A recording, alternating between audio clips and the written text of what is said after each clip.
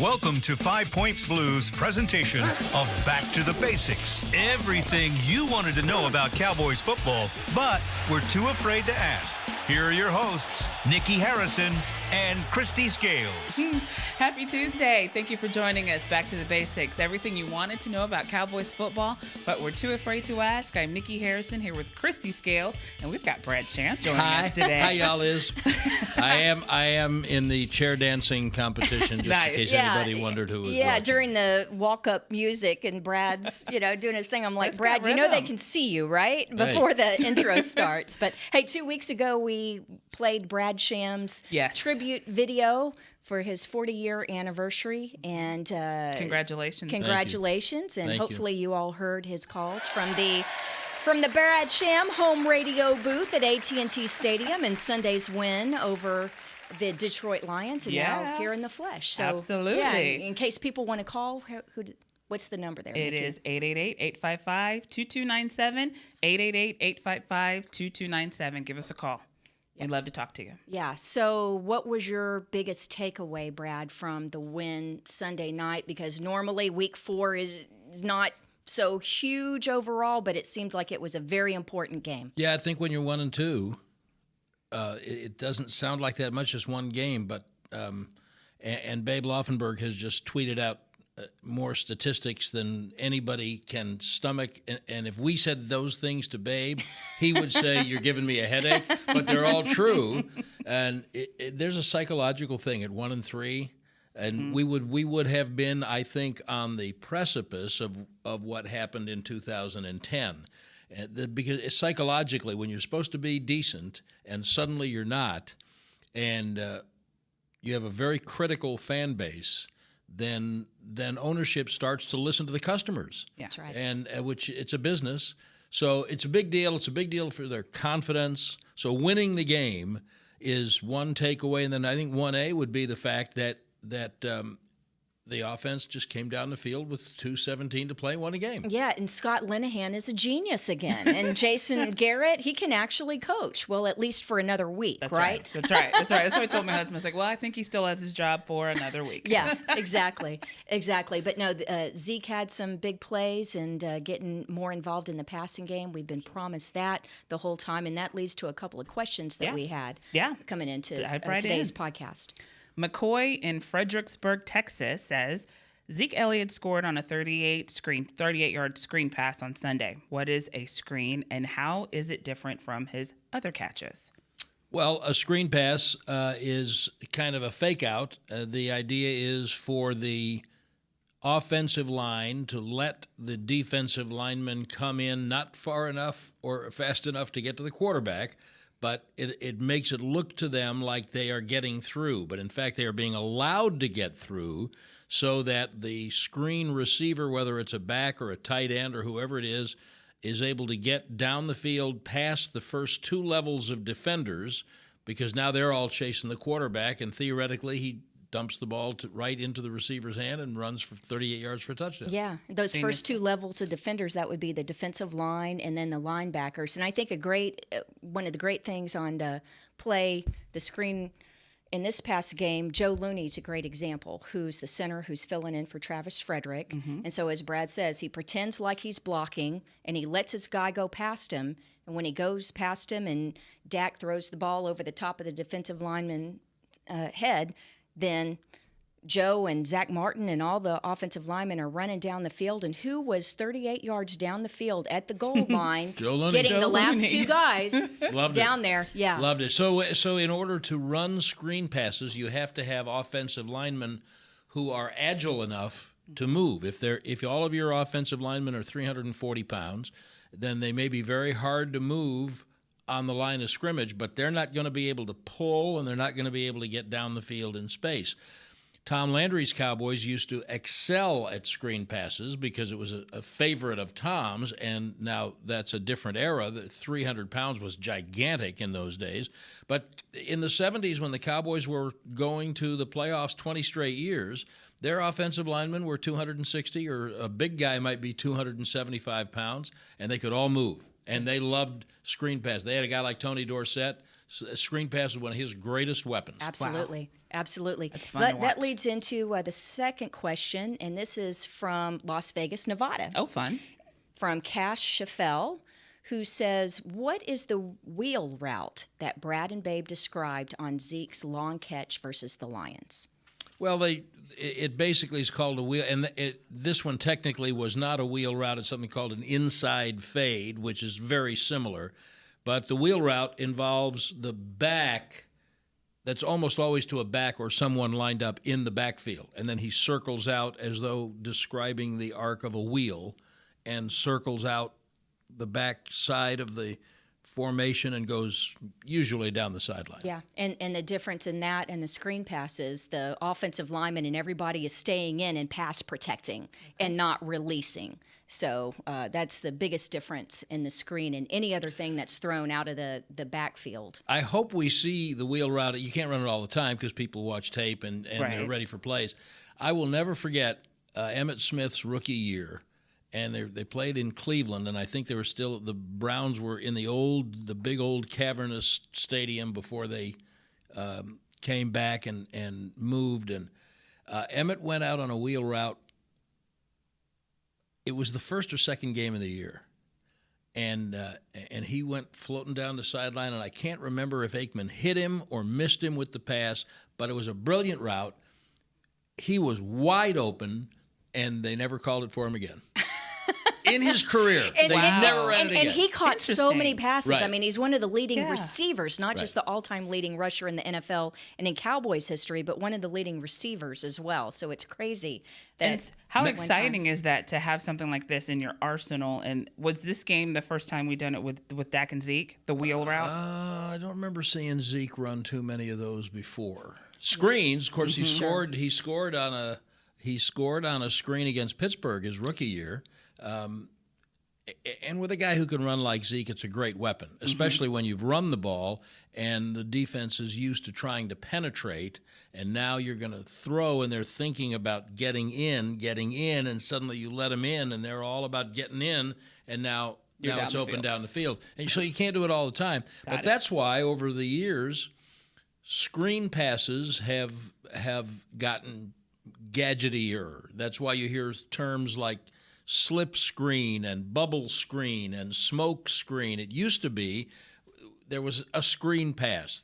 You did what we described. They try to let them in, throw it over the top, and the back runs. Now tight ends run it. Now what a lot of times Babe and I will call a smoke route is one wide receiver split wide with a cornerback on his nose. And that once upon a time was called a smoke screen because it's kind of a naked screen with no blockers in front. And the idea is I'm going to throw it to you, and your job is to make him miss. And if you make him miss, you're probably going to run about 40 yards down the sideline. That's right. Wow. So that's a smoke. That's a smoke. Oh, well, give us a call. You want to talk to Brad, 888-855-2297. Again, that's 888-855-2297. I'd like to get you guys' opinion. Zeke has so far had an incredible season. I mean, I've heard people say he on pace currently right now with the numbers that he has. I have it on my phone, something like 400 something yards. Could potentially be one of the best running backs in history. What are your thoughts? Well, he's certainly one of the most talented. You could argue that he's the most talented back in the league right now. Le'Veon Bell isn't playing as he continues his holdout. David Johnson, I think, is so fun to watch. He's a very talented guy in Arizona. Saquon Barkley comes in, a rookie phenom with the Giants. I've only seen him play one game, so I can't speak to the other 3 games. But Rams have a good one. Yeah, Todd Gurley is fantastic, and they also use him a lot in the passing game. But Zeke, I tell you, it's a high bar in this with this franchise because Brad has called all Emmitt Smith's career and Tony Dorsett's career, but where do you see him? Let's just say in the Cowboys pantheon. It's so early. It's just his third season. Yeah, and what's unfair to Zeke is that the two guys you asked about are both in the Hall of Fame. Right. Zeke's in his third year. Right. And the first thing he has to do is stay healthy and continue his improved behavioral choices so that he gets a second contract. And that's the reality. And you're talking about two guys who are in the Hall of Fame, and Dorsett was a completely different style. Dorsett was maybe 180 pounds and just shifty. Dorsett was in the mold of O.J. Simpson and Gale Sayers and shifty guys like that. Emmett, of course, didn't have the speed of either one of them, but it was hard to catch him on the football field. But he was just relentless, and he had, I swear, he had eyes in his feet and his knees and thighs. He knew he could. No one ever laid a glove on him. Yeah. He had Such a a great feel. talent. Feel is the perfect word, Kristi. He had a He had a feel. great feel for staying away from a hard hit. Zeke has this unusual combination of terrific speed, and he's just a mess to try to tackle. Yeah. He's just a load. It's hard to get He him down. is. He's a big guy. He's a stocky dude. It's not quite Earl Campbell-ish, but it's much more like Earl than either Emmett or Dorsett was. So when you start talking about, and by the way, I would quibble with the notion that Zeke has had a fabulous start. His first two games were okay. And they were better than his first two games. His rookie, I mean, last year you throw out. He was so distracted. And For sure. his first two games his rookie year, I mean, I was taking calls, reading tweets. He's a bust. He fumbled, got pulled out of the first game, as I recall. He had 50 yards or 60. He was too much in a hurry. Yeah, and he had I believe it was a hamstring injury his rookie hamstring, year that's in exactly training right. camp, so he didn't really play in preseason except the third game really. Right. So and then he came in kind of cold, and so then to speak. he learned to be more patient and That's not right. rush and read the blocks and let everything happen in front of him. And then he went on to have a fabulous year. Yeah. Mm-hmm. Now, this year, first two games were okay. You know, the game in Seattle, he said it himself after the game. He rushed for a lot of yards, no question. But he stepped on the sideline, cost him a touchdown. It was going to be 7-7. He dropped a pass. He fumbled the ball in the open field.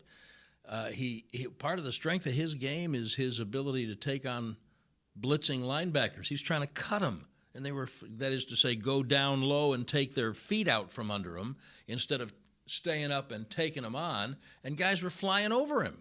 If we try to cut veteran players too much, they will let you come, dive at their legs, jump over you. Now you're on the ground and they're running. So that sometimes it's effective, but not as a staple. Now this game was pretty much a complete game for him, in my opinion. He ran obviously tremendously well. He blocked great. His field vision is terrific. Needless to say, he was the most effective receiver they had. So when he plays a lot more like that every week, then I think that you have the league stats, don't you, Kristi? Not with me right now, no. But he is leading the league in rushing. Hold, I had it on my phone. Hold on. 426. 426, and they've played 3, right? 4. They played four. So he's on a 107, 108. Yeah, he's on a 1,700-yard pace. He won't get 150 yards every week, but there might be a couple of weeks where he gets 200. Yeah, Exactly. but see, it was the scrimmage yards, the 240 scrimmage yards, because he had the 88 receiving yards against the Lions. So that vaulted him up there, and it was also the most he's had in his career. But again, it goes back to what we said earlier about all of the talk during training camp and through off season about getting Zeke more involved in the passing game. But here's the thing about Zeke, because of this receiver by committee approach, and when you don't have like a Dez or a Witten, the defenses are really keying on Zeke, which you're going to do anyway. It's always stop the run. But there haven't been any folks that have stepped up through the 4 games to prove to be a true viable threat. Got it. Yeah. Is that a nice way to say it? Yeah, but Jeff Swain had a good game. I wouldn't blame that on the but receivers. No, though. no, and that it's just the way that they're approaching things this year. And there's been roster turnover and all those kinds of things, but Yeah, we're not getting the production out of the wide receiver position, at least numbers-wise, stat-wise. Yeah, You but you again, look at it, but and don't say, blame that on the wide receivers. No, because there are times when they are open and Yeah. it's not getting to them, whether it's pass Gotcha. protection or Dak not seeing seeing it them. or having to hurry and those kinds of things. So, it's Cole Beasley. I think it was maybe not misinterpreted, but it taken out of context last week where he says, "Hey, we're getting open," and people thought, "Oh, well, he's taking a shot at Dak Prescott," and he wasn't. He was just pointing out the thing that all the offensive players were talking about and the coaches. There were different things happening through all 4 weeks of the season, but certainly the first 3 weeks where you have execution breakdowns.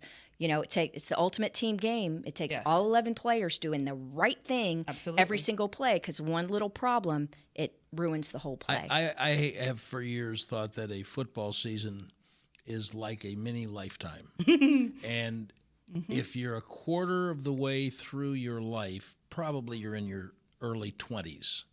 And so if you think that you are fully evolved in your early 20s, Not then, even close. Right. Can we urge you to raise your expectations of yourself, right? Yes. And that's where they are. They're in their early 20s. That's great. I love that. Let them get through adulthood. Oh, now I'm more worried than ever. Yes.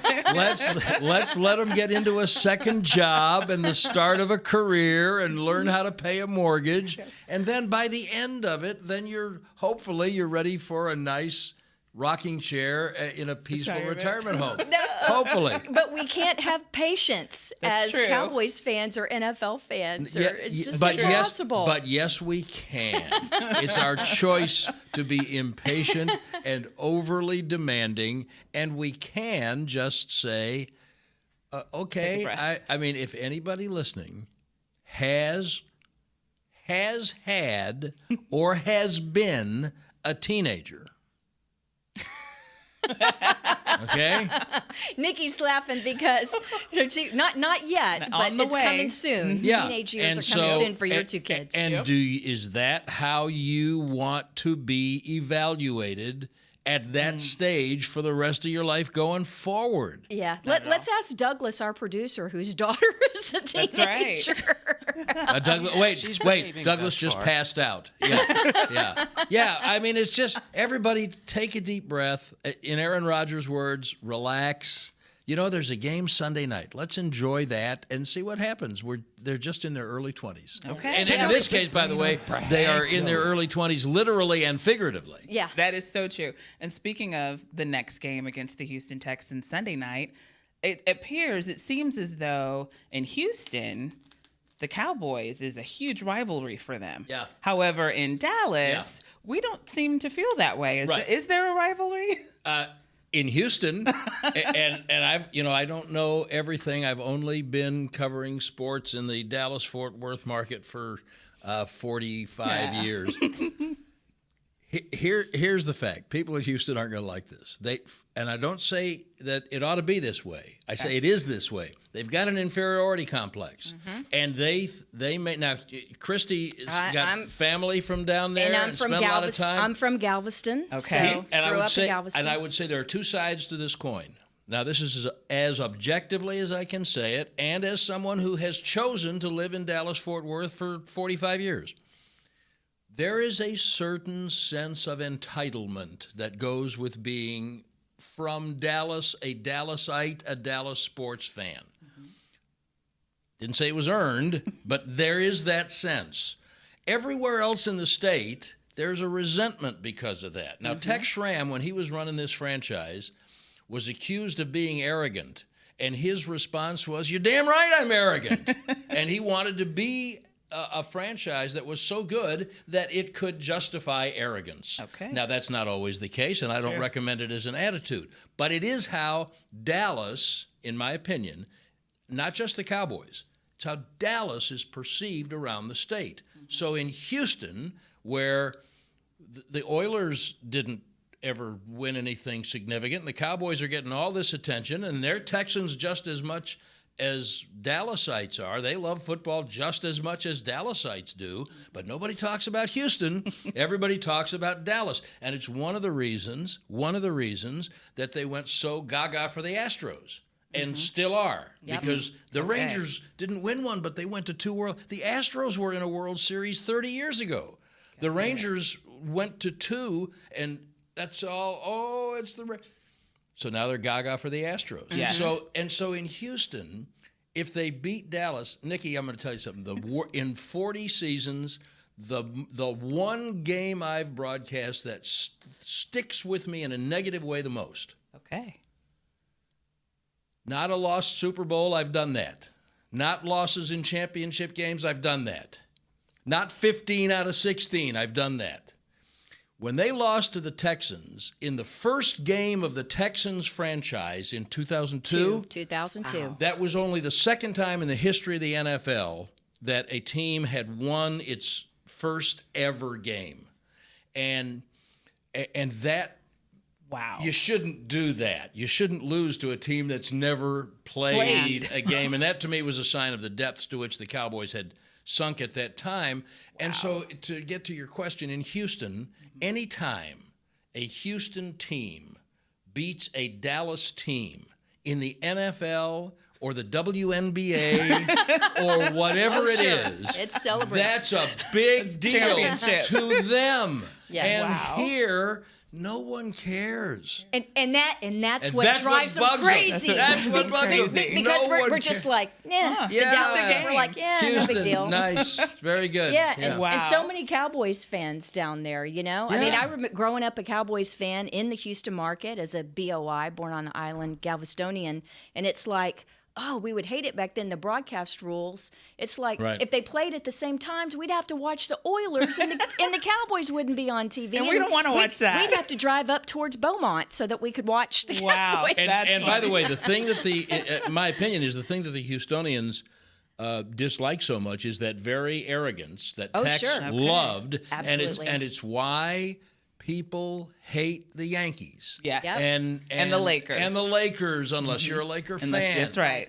All of the above. And that's who the Cowboys are. And more importantly, in a case of a game like this, that's who Dallas is to Houston. So they would, especially having lost their first 3, I don't mean this literally, except it would be true about 40% of the cases. They would give you the rest of their season to win this game. Oh, my God. A lot of the fans. Am I wrong? No, absolutely right.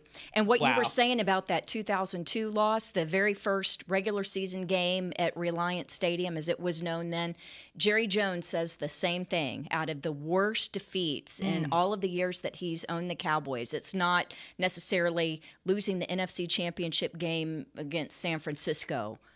That's the one that was that sticks in his craw. And you most. Can't ever have that game you back. can't That's have it forever. back. That's right. And the It's Texans fans, they just look. Let me just put an over-under on how many times we're going to see the pass to the tight end on the highlights at NRG Stadium on Sunday night. They're probably going to show it 30 different times. Seriously. Yeah. Oh, yeah. That's for sure. Well, Brad, thanks so much. Sure, you're welcome. This was fun. I had a great time. Thank you. Thank you. Well, our time is up, so we got to get out of here. We'll see you next week here on 5 Points Blue. Chair This has been a dancing production music. of 5 Points Blue, DallasCowboys.com, and the Dallas Cowboys Football Club. How about this, Cowboys?